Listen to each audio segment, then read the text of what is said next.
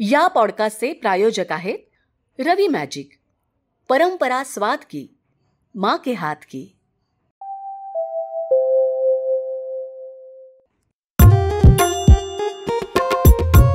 आणि ऐकलं का, मला मस्त खुसखुशीत पापड आणि लोणचं दे. आणते. आई मला टोमॅटो केचप दे. मला शेजवान चटणी दे. मला पण दे. आणते.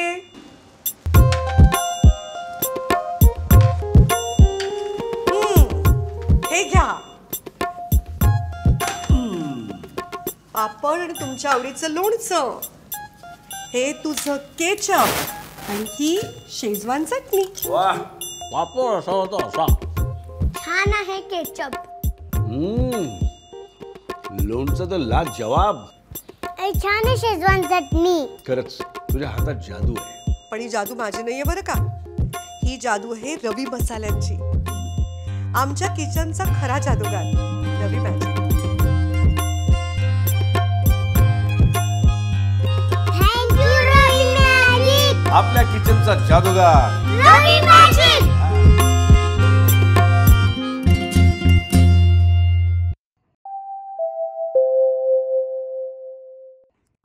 मुव्हिंग ॲस्पिरेशन्स, प्रेरक लेखक दत्ता जोशी लिखित नेक्स्ट जेनच्या 25 परिणामकारक कथांपैकी एक.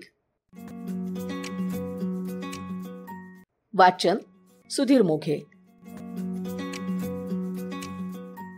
निर्मिती द कॅटलिस्ट.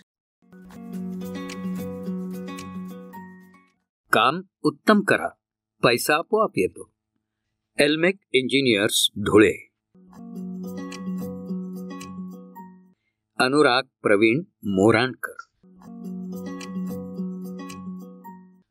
ऑर्डर किती रुपयांची याचा विचार करू नका. जे काम करायचंय ते उत्तम पद्धतीनं करा, पैसा आपोआप येतो. उपलब्ध फंड्सचा वापर परिणामकारक पद्धतीनं करायला हवा. आर्थिक शिस्त पाळायला हवी. ग्राहकांना संतुष्ट ठेवायला हवं. आम्ही सातत्यानं हे फॉलो केलं. उद्योगाची पायाभरणी. धुळ्यातल्या मोराणकर परिवारात उद्योजकतेचा गुण अनुवांशिकच आहे असं म्हणावं लागेल. मधुकर विश्वनाथराव मोराणकर यांनी 1963 मध्ये इलेक्ट्रिकल सामग्रीची ट्रेडिंग ॲक्टिव्हिटी सुरू केली. पुढे 1982 मध्ये धुळ्याच्या देवपूर भागात स्वतःचं वर्कशॉप सुरू केलं होतं. आपल्या इलेक्ट्रिकलच्या व्यवसायासाठी लागणारी फॅब्रिकेशनची कामं ते आधी बाहेरून करून घेत. पुढे विस्तार वाढू लागला आणि स्वावलंबी होत त्यांनी स्वतःचंच वर्कशॉप उघडलं. मधुकरराव या उद्योगात प्रोडक्शनचं काम पाहत, तर त्यांचे बंधू मार्केटिंगचं. त्यावेळी या फॅब्रिकेशन व्यवसायाचं नाव होतं मोहिनीराज इंडस्ट्रीज. या परिवारातल्या प्रशांत मोराणकर यांना 12वी नंतर इंजिनिअरिंगऐवजी कॉम्प्युटर सायन्समधली BSc ची पदवी घ्यावी लागली. पण इंजिनिअरिंग करता न आल्याची मनात असलेली खंत त्यांनी अधिक सकारात्मकतेनं व्यक्त करत उद्योगातच प्रवेश करण्याचं ठरवलं. त्यांच्या आयुष्यात अक्षरशः क्षणभरासाठीही कधीही नोकरीचा विचार त्यांच्या मनात आलाच नाही. इलेक्ट्रॉनिक्स फॉर यूच्या माध्यमातून महाविद्यालयीन वयापासूनच प्रयोगांची आवड असणाऱ्या प्रशांत यांनी शिकत असतानाच छोटे मोठे प्रयोग करून आपली वेगवेगळी उत्पादनं विकण्यास सुरुवात केलेलीच होती.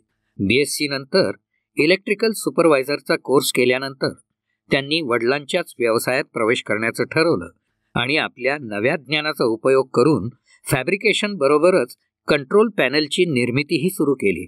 त्या काळात तिथं साध्या पद्धतीचे पॅनल बनत असत. विशेषतः सार्वजनिक आरोग्य, सार्वजनिक बांधकाम, खाजगी उपसा जलसिंचन योजना आदी विभागांना लागणारे साध्या अँगल फ्रेमचं हे पॅनेल असत. मधुकरराव आणि बाबासाहेब मोराणकर यांच्या हाताखाली कामं करत प्रशांत यांनी उद्योगाचे धडे गिरवले. 1990च्या सुमारास त्यांनी या उद्योगात प्रवेश केला. 1992च्या सुमारास शीट मेटल पॅनेलला प्रारंभ झाला आणि 1996 मध्ये विस्ताराची गरज लक्षात येऊन त्यांनी एल्मेक इंजिनियर्स या नावानं MIDC मध्ये नवं युनिट उभारलं. इथे bus bar chamber, distribution panel, motor control panel, power control panel अशा पॅनेल्सची कामं सुरू झाली. त्याच सुमारास प्रशांत यांचे धाकटे बंधू विवेक यांनीही कंपनीत लक्ष घालण्यास सुरुवात केली. 1997 मध्ये त्यांनी BSNL मध्ये आपल्या व्यवसायाचं रजिस्ट्रेशन केलं. त्यामुळे कंट्रोल पॅनेलमधील एक नवं क्षेत्र त्यांच्यासाठी खुलं झालं. आपल्या गुणवत्तापूर्ण उत्पादनांनी त्यांनी आपलं स्वतंत्र अस्तित्व निर्माण केलं. धुळे जिल्ह्यापासून झालेली त्यांची या क्षेत्रातली सुरुवात पुढं नांदेड, परभणी, लातूर, औरंगाबाद, अकोला, यवतमाळ, सोलापूर, कोल्हापूर, नाशिक यासह अनेक जिल्ह्यात विस्तारली. अनेक अधिकाऱ्यांनी तर त्यांना बोलावून घेऊन कामं दिली. काम देणाऱ्या कंपनीच्या हिताच्या मुद्द्यावर कोणतीही तडजोड करायची नाही आणि हे करताना कॉस्ट इफेक्टिव्हिटी ही जपायची, हे त्यांचं सूत्र. त्यांना व्यवसायात यश मिळवून देण्यासाठी हेच सूत्र महत्त्वाचं ठरलं. सुमारे 25 वर्षांच्या या प्रवासानंतर मोराणकर परिवारातली नवी पिढी अनुराग, गौरी आणि अद्वैत यांच्या रूपानं पुढं आली आहे. हा परिवार एकत्र कुटुंब पद्धतीवर विश्वास ठेवतो. सगळ्या पिढ्या एकत्रच राहतात आणि उद्योगात एकत्रच पुढे जातात. नेक्स्ट जेन उद्योजक अनुराग प्रवीण मोराणकर यांचं योगदान. मला माझ्या फॅमिली बिझनेसमध्येच यायचंय हे अगदी स्पष्ट होतं. माझ्या इंजिनिअरिंगच्या परीक्षेचे सगळे पेपर दिल्यानंतर शेवटच्या दिवशी कॉलेजवर आमच्या प्रोजेक्टची ओरल होती. त्याचा माझा स्लॉट होता सकाळी 8 ते 10चा. 10 वाजता ओरल संपली. 11 वाजता जळगावच्या स्टँडवर येऊन मी बसमध्ये बसलो. दुपारी 2च्या सुमारास धुळ्यात घरी पोहोचून जेवण केलं आणि कंपनीत आलो. काकांनी मला एक टेबल टाकून दिला, आमच्या ऑफिसातला एक जुना लॅपटॉप दिला आणि माझ्या प्रोफेशनल लाईफची सुरुवात झाली. एल्मेक इंजिनियर्सचे संचालक अनुराग मोराणकर आपल्या व्यावसायिक वाटचालीतल्या निर्णय प्रक्रियेबद्दल बोलत असतात तेव्हा त्यांची व्यवसाय निष्ठा ही अगदी स्पष्ट जाणवत असते. धुळे इथली एल्मेक इंजिनियर्स ही कंपनी इलेक्ट्रिकल कंट्रोल पॅनेलची निर्मिती करते. ते सिमेन्सचे लो आणि मीडियम व्होल्टेज स्विच गिअरसाठी अधिकृत चॅनल पार्टनरही आहेत. धुळे इथल्या औद्योगिक वसाहतीत मुख्यालय आणि नाशिक इथे शाखा कार्यालय असा व्याप उभारलेल्या एल्मेकची उत्पादनं भारतभर वितरित होतात. सिमेन्सचं सीपॅन नावाचं एक पॅनेल मॉड्यूल आहे. त्याच्या निर्मितीसाठी आता एल्मेक त्यांचे फ्रँचायझी पार्टनर देखील झालेले आहेत. 2022च्या उत्तरार्धात झालेल्या या निर्णयामुळे एल्मेकच्या प्रगतीचे नवे दरवाजे उघडले आहेत. अनुराग हे एल्मेकचे 3ऱ्या पिढीचे प्रतिनिधी. 1963 ते 2022 हा सुमारे 5 दशकांचा प्रवास लक्षात घेतला तर प्रत्येक पिढीत परिवारातले 2 ते 3 सदस्य या व्यापात सहभागी होत गेले. त्यांनी आपापलं योगदान दिलं आणि या उद्योगाला नवनव्या उंचीवर पोहोचवण्यात मदत केली. सर्वात महत्त्वाची बाब ही की हा परिवार एकसंघ राहिला, एकत्र कुटुंब म्हणूनच वावरला. सर्वांचं वास्तव्य एकाच घरात राहिलं. त्यामुळे ही कथा जशी उद्योजकतेची आहे तशीच एकीचीही. मधुकरराव मोराणकरांना 3 मुलं, प्रवीण, प्रशांत आणि विवेक. प्रशांत आणि विवेक यांनी वडिलांच्या उद्योगाचा वारसा पुढे नेला आणि प्रवीण यांनी इन्शुरन्सच्या व्यवसायात पाऊल टाकलं. मोराणकर परिवारातली त्यांची पुढची पिढी अनुराग, गौरी आणि अद्वैत यांच्या रूपानं पुढे आली आहे. अनुराग हे प्रवीण यांचे पुत्र. 2012 मध्ये इंजिनिअरिंग पूर्ण झालं आणि त्यांनी उद्योगात पदार्पण केलं. प्रशांत यांची कन्या गौरी MBA इन फॅमिली बिझनेसचा अभ्यासक्रम करून उद्योगात प्रवेश करणार आहे आणि अद्वैतही आपलं इंजिनिअरिंगचं शिक्षण पूर्ण झाल्यानंतर उद्योगातच उतरणार आहे. अनुराग यांनी उद्योगातच यावे हा निर्णय जसा त्यांचा स्वतःचा तसाच तो त्यांच्या परिवाराचाही. उद्योग म्हणून त्यांना लवकर आणि चांगली समज यावी यासाठी 10वी नंतर 11वी 12वीच्या मार्गाने शिक्षण घेण्याऐवजी प्रशांत यांनी आपल्या पुतण्याला थेट पॉलिटेक्निकला प्रवेश घेण्याची सूचना केली आणि 3 वर्षातच ती पदविका पूर्ण करून त्यांना थेट इंजिनिअरिंगच्या 2ऱ्या वर्षात प्रवेश मिळाला. इलेक्ट्रिकल विषयातली इंजिनिअरिंगची पदविका आणि पदवी 2012 मध्ये प्राप्त करताना अनुराग यांचा विश्वास वाढतच गेला. इलेक्ट्रिकल विषयातली इंजिनिअरिंगची पदविका आणि पदवी 2012 मध्ये प्राप्त करताना अनुराग यांचा विश्वास वाढत गेला आणि शिक्षण घेत असतानापासूनच त्यांनी आपल्या उद्योगातही लक्ष घालण्यास सुरुवात केली. इंजिनिअरिंग पूर्ण झाल्यानंतर 2014 त्यांनी MBAचा अभ्यासक्रमही पूर्ण करत आपल्या ज्ञानाला व्यवस्थापन शास्त्राची जोड दिली. अनुराग यांच्या उद्योजकीय वाटचालीचा आढावा घेण्याआधी त्यांच्या शालेय, पॉलिटेक्निक आणि इंजिनिअरिंग दरम्यानच्या एका धडपडीचा उल्लेख आवर्जून करायला हवा. अगदी बालपणापासूनच उद्योगाचे संस्कार त्यांच्यावर झाले. प्रशांत आणि विवेक यांनी व्यवसायाची सूत्र हाती घेतल्यानंतर अनुराग यांचे आजोबा त्या काळात घरातूनच अकाउंटिंग सांभाळत. पुढच्या काळात टॅली वगैरे आलं, पण प्रारंभीचं ते अकाउंटिंग अनुराग आजोबांकडून समजावून घेत गेले. पॉलिटेक्निक करताना कॉलेजमधून उरलेला वेळ ते आपल्या उद्योगातच येऊन घालवत असत. इंजिनिअरिंगसाठी त्यांना जळगावला प्रवेश घ्यावा लागला. तिथंही विभाग प्रमुखांशी बोलून त्यांनी 4 दिवस कॉलेज आणि 3 दिवस धुळ्यात प्रत्यक्ष कामाचा अनुभव घेण्याची परवानगी मिळवली. परिवारानं त्यांच्यावर विविध प्रकारच्या टेंडरिंगची जबाबदारी पूर्णत्वानं सोपवली होती. BSNL सारख्या सरकारी कंपन्यांचं टेंडर निघत असे त्यावेळेला आणि त्यातून चांगला व्यवसाय मिळत असे. तो भाग अनुराग यांच्यावर सोपवण्यात आला. काही योग आपोआपच जुळून येत असतात. अनुराग सांगतात, मी कंपनीत पूर्णवेळ कामाला सुरुवात केली तेव्हा क्लायंट डीलिंग, बाहेरचा व्याप हे प्रशांत काका सांभाळत असत, तर फ्लोअरवरची कामं, प्रोडक्शन हे विवेक काकांकडे असे. मी जॉईन होऊन जेमतेम एखादा आठवडा झाला असेल तेव्हाच प्रशांत काकांकडे राष्ट्रीय स्वयंसेवक संघानं मोठी जबाबदारी दिली. त्यांना त्यासाठी जिल्हाभर सातत्यानं प्रवास करणं आवश्यक ठरलं. त्यामुळे त्यांच्या कामाची जबाबदारी माझ्यावर आली. त्याच दिवसात एक मोठा क्लायंट पॅनेलचं एक मोठं काम घेऊन आमच्याकडे आला. हे काम हातचं गेलं असं होता कामा नये असं मला वाटलं. मीच ओनर आहे, हे सारं काम मीच सांभाळतो असं सांगून मी त्यांच्याकडून त्या कामाची रिक्वायरमेंट समजावून घेतली. काका परतेपर्यंत मी माझी आकडेमोड करून नेमकं काय काय लागेल याची यादी काढून एक एस्टिमेटही तयार केलं होतं. काका आल्यानंतर त्यांना दाखवलं. काही जुजबी बदल सुचवून त्यांनी ते ओके केलं. ते क्लायंट परत आले. मी त्यांच्याशी निगोसिएशन्स करून ती ऑर्डर पक्की केली.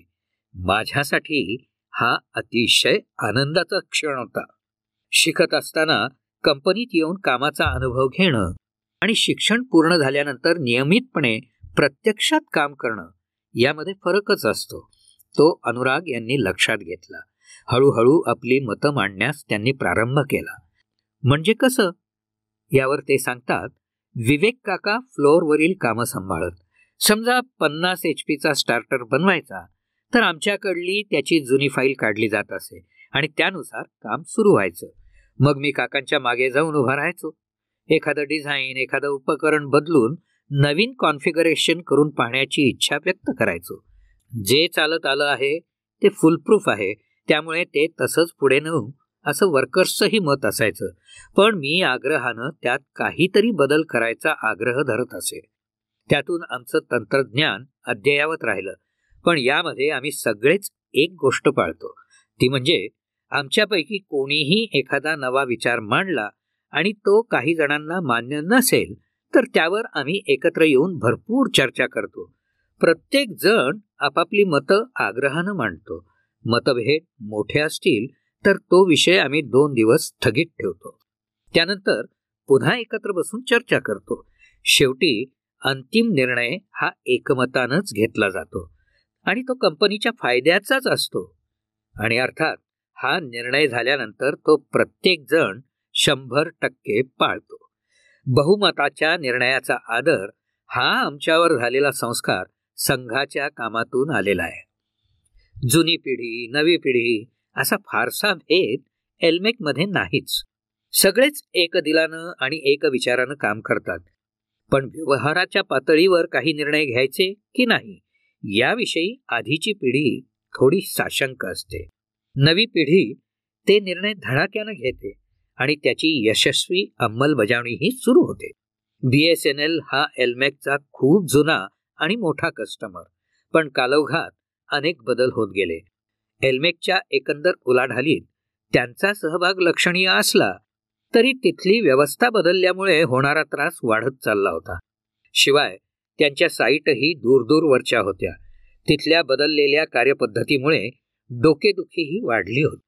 त्यामुळे त्यांनी 2012 मध्ये BSNLची कामं कमी करण्याचं ठरवलं आणि 2015 मध्ये ते काम पूर्णपणे थांबवलं. चिंता अशी होती की हा एक मोठा क्लायंट कमी केल्यामुळे उत्पन्नात जो काही खड्डा निर्माण होईल त्याचं काय करायचं. पण इथं मोकळा वेळ मिळाल्यामुळे अन्य कामं अशी वाढत गेली की कंपनीच्या महसुलाचा आलेख सातत्यानं वाढतच राहिला. BSNL बंद केलं. मग पर्याय काय यावर उत्तर शोधलं गेलं ते ट्रेडिंगचं. आपण एखाद्या ब्रँडसोबत ऑथोराइज पार्टनर झालो तर आपल्याला मोठा मार्केट बेस मिळेल या विचारातून त्यांनी सिमेन्स या बड्या जर्मन ब्रँडची डीलरशिप मिळवली. मोटर्स, स्विच गिअर्स आदी सिमेन्सची उत्पादनं त्यांच्याकडे उपलब्ध झाली. त्यातून त्यांना नवं मार्केट प्राप्त झालं. सन 2017 ते 2022 या काळात त्यांनी त्या उत्पादनांच्या वितरणाचं जाळं, धुळं आणि त्या पाठोपाठ नाशिकमध्येही मोठ्या प्रमाणावर वाढवलं. नाशिकमधला प्रतिसाद इतका उत्तम आहे की तिथं त्यांना स्वतंत्र युनिटच उभारावं लागलं. प्रारंभी तिथं एका छोट्या प्लॅन्टमधून त्यांनी या कामाचा प्रारंभ केला. पण काही महिन्यातच त्यांना MIDC मध्ये प्रशस्त जागेत विस्तार करावा लागला. महत्त्वाचं म्हणजे सिमेन्सच्या वितरणाबरोबरच नाशिकमधून काही मॅन्युफॅक्चरिंगच्या ऑर्डर्सही सुरू झाल्या. नाशिकमध्ये जावं की नाही हा एकेकाळी त्यांच्या मनात असलेला द्वंद्वाचा निर्णय पुढे कंपनीसाठी टर्निंग पॉइंट सिद्ध झाला. इथं एक वेगळा दृष्टिकोन लक्षात घ्यायला हवा. ते स्वतः आधीपासून जी उत्पादनं तयार करत होते त्याच उत्पादनांची डीलरशिप मिळवून त्यांनी आपला कस्टमर बेस देखील वाढवला. त्याचवेळी आपल्या उत्पादनांच्या गुणवत्तेच्या आधारावर त्यांनी सिमेन्सची पॅनल मॅन्युफॅक्चरिंग आणि असेंब्लीच्या निर्मितीची फ्रँचायझीही मिळवली. या क्षेत्रात काही ठिकाणी विशिष्ट मानांकनांशिवाय काम करता येत नाही. त्यांच्यात गुणवत्ता असूनही मानांकनाअभावी जिथं स्वतःच्या नावावर काम करता येत नव्हतं त्या सर्व ठिकाणी आता ते सिमेन्सच्या नावानं L&T, ABB आदींच्या बरोबरीनं काम करू शकतात. त्यामुळे आज एल्मेकला सिमेन्सच्या माध्यमातून आंतरराष्ट्रीय मान्यताही प्राप्त झाली. सिमेन्सनंही आपल्या कार्यक्षम फ्रँचायझीचा गौरव स्मार्ट इन्फ्रास्ट्रक्चर हा पुरस्कार देऊन केला. कंट्रोल पॅनेल्स हा पूर्णतः तांत्रिक विषय. वर्षानुवर्ष काम केल्यानंतर काही लोक वयोमानाप्रमाणे निवृत्त होतात. त्यांनी हयातभर कंपनीला आपल्या कौशल्यांनी प्रगतीपथावर नेलं. पुढे कामाचा व्याप वाढल्यानंतर नव्या लोकांना कामावर घ्यावं लागतं. या तरुण पिढीच्या कार्यकौशल्याचाही खूप चांगला अनुभव त्यांना आला. ही तरुण मंडळी या तंत्रज्ञानाचा स्वीकार खूप वेगात करतात. अल्पावधीतच ते ट्रेंड होतात आणि उत्तम रिझल्ट्स देऊ लागतात. यामुळेच एल्मेक सातत्यानं कार्यविस्तार करत चालला आहे. जुनी जागा अपुरी पडत असल्याचं लक्षात येताच MIDC मधल्या आपल्या समोरील जागा विकत घेऊन तिथं त्यांनी नुकताच कार्यविस्तार केला आहे. अत्याधुनिक यंत्रणा येऊन दाखल झाल्या आहेत. विशेष म्हणजे हा कार्यविस्तार कोरोनाच्या प्रकोप काळात झाला. जगभर मंदीचं वातावरण असताना, सगळीकडची कामं ठप्प झालेली असताना अत्याधुनिक यंत्रणा आणून त्यासाठी मोठा खर्च करून हे पाऊल उचलणं जोखमीचं होतं. पण अनुराग यांनी सर्वांच्या पाठिंब्यावर हे पाऊल उचलायचं ठरवलं आणि कोरोनाचा पहिला लॉकडाऊन संपल्यानंतर त्याचा मोठाच उपयोग झाला. त्यांची क्षमता अनेक पटीत वाढली. निर्मिती क्षमता वाढल्यामुळे ऑर्डर्सही वाढल्या आणि साहजिकच त्यांचा सकारात्मक परिणाम टर्नओव्हर वाढण्यावरही दिसू लागला. तो सुद्धा अल्पावधीतच पटींमध्ये वाढू लागला. त्यातच धुळ्यासोबत नाशिकमध्ये झालेला विस्तार, नव्या कामांसाठी घेतलेला मार्केटिंग सपोर्ट यातून कंपनीचा व्याप वाढू लागला. अनुराग सांगतात, फॅमिली बिझनेस म्हणून आम्ही हा उद्योग पुढे नेत आहोत. कुटुंबातलं सौहार्द आणि परस्पर विश्वास यांचा अनुभव आम्ही आमच्या कस्टमरनाही देतो. कधीही आम्ही कुणाचेही फोन टाळत नाही, चुकीच्या कमिटमेंट करत नाही. केवळ उत्पादनांची विक्री झाली म्हणजे संबंध संपला असं नव्हे, तर त्यांना आवश्यक तिथं सोल्युशन्स देण्याचं कामही आम्ही करतो. ही विश्वासार्हता आम्ही सातत्यानं जपली आहे. 9 ते 6 ही मानसिकता कधीच ठेवली नाही. व्यवहाराबरोबरच सर्वांशी नातं जोडत गेलो. त्यातून व्यवसाय वाढला. लवकरच गौरी आणि अद्वैत या उद्योगात सहभागी होतील आणि तसं आमच्या कामाचा विस्तार आणखीही वाढू शकेल. या वाटचालीत त्यांच्या बँकेची मदत त्यांच्यासाठी अत्यंत महत्त्वाची ठरली. प्रत्येक बाबतीत अतिशय काळजीपूर्वक निर्णय घेणारी बँक म्हणून ओळखल्या जाणाऱ्या SBIनं एल्मेकला वित्त पुरवठा केलेला आहे. महत्त्वाची बाब म्हणजे कोरोना काळात केंद्र सरकारच्या योजनेतून आलेल्या GECL कर्जाचं वितरण बँकेनं तातडीनं केलं. त्या आधारावर कंपनीला नव्या यंत्रणेची खरेदी करणं शक्य झालं. या बँकेशी कंपनीचे संबंध अनेक वर्षांपासून आहेत आणि त्यांचं प्रत्येक टर्म लोन कंपनीनं ठरलेल्या मुदतीच्या आतच परत केल्यामुळे प्रत्येक गरजेला ही बँक त्यांना प्राधान्यानं मदत करते. CC आधी दुप्पट आणि काही काळातच 6 पट करणं असो की नवी कर्ज देणं असो, बँकेनं तातडीनं निर्णय घेतले आणि त्यांना सहकार्य केलं. नव्या विस्तारात मूळ जर्मन कंपनीकडून खरेदी आणि विस्तारलेल्या क्लायंटना पुरवठा यामध्ये आपल्याकडचं खेळतं भांडवल भरपूर असायला हवं हे त्यांच्या लक्षात आलं. त्यातून त्यांनी CC वाढवून घेतली. मोराणकर परिवारातल्या पुढच्या पिढीतले अनुराग यांच्या पाठोपाठ आता गौरी आणि अद्वैत हे दोघंही या उद्योगात उतरलेले आहेत. गौरीनं इलेक्ट्रिकल विषयातून BTech पूर्ण केलं आहे, तर अद्वैत आपलं इंजिनिअरिंगचं शिक्षण पूर्ण करतो आहे. गौरीनं मुंबईत MBA इन फॅमिली बिझनेस या अभ्यासक्रमाला प्रवेश घेतलेला आहे. या दोघांचंही वैशिष्ट्य हे आहे की शिक्षण घेतानाच त्यांच्या औद्योगिक कामकाजाला प्रारंभ झाला. गौरीच्या BTechची शेवटची 2 वर्ष कोविडमुळे कॉलेजच झालेलं नव्हतं. त्या काळात आणि त्यानंतरचं वर्षभर तिनं आपल्या कंपनीत काम करत एस्टिमेशन आणि डिझायनिंगचा अनुभव घेतला. रक्तातच असलेलं इलेक्ट्रिकल कौशल्य तिनं प्रत्यक्ष कामकाजातही अल्प काळातच प्रत्यक्षात उतरवलं आणि स्वतंत्रपणे कामकाजाची क्षमता तिनं सिद्ध केली. कंपनीत आलेल्या नव्या कामाचं अचूक एस्टिमेशन आणि अर्थातच एस्टिमेशनसाठी आवश्यक असलेला डिझायनिंगचा आधार या दोन्हीतही तिचं कौशल्य वादातीत ठरलं. महत्वाची बाब ही की तिनं केलेलं एस्टिमेशन इतकं अचूक असतं की संबंधित क्लायंटच्या रिक्वायरमेंट फारशा बदलल्या नाहीत. उलट ते कोटेशन कुठल्याही चर्चेविना क्लायंट मान्य करतो आणि कंपनीही त्याचा स्वीकार करते. गौरीच्या बाबतीत सांगण्यासारखी आणखी एक महत्वाची बाब म्हणजे विवाहानंतरही ती आपल्या उद्योगात कायम राहू इच्छिते. एक लॅपटॉप आणि नेट कनेक्शन असेल तर जगाच्या कुठल्याही कोपऱ्यातून मी एस्टिमेशन आणि डिझाईनची सेवा माझ्या कंपनीला देऊ शकते, हा विश्वास तिला वाटतो. भविष्यात एल्मेक बरोबर काम करतानाच आणखी एखादी वेगळ्या क्षेत्रातली फर्म सुरू करण्याचीही तिची इच्छा आहे. अद्वैत आपलं इंजिनिअरिंगचं शिक्षण पूर्ण करत असतानाच फ्लोअरवर लक्ष घालतो. CNC, लेझर कटिंग मशीन्सवरची कामं, शीट मेटल कटिंग आणि फॅब्रिकेशन यात अल्प काळातच त्यानं कौशल्य मिळवलं आहे. कंपनीला पुढे घेऊन जाण्यात, ही टीम अधिक समृद्ध करण्यात त्याचा वाटा मोलाचा राहील. मोराणकरांच्या सगळ्या पिढ्यातला सुसंवाद ही बाब कुठल्याही फॅमिली बिझनेससाठी सर्वाधिक अनुकरणीय ठरावी. अनुराग सांगतात, मी माझ्या दोन्ही काकांना अरे काका अशीच हाक मारतो.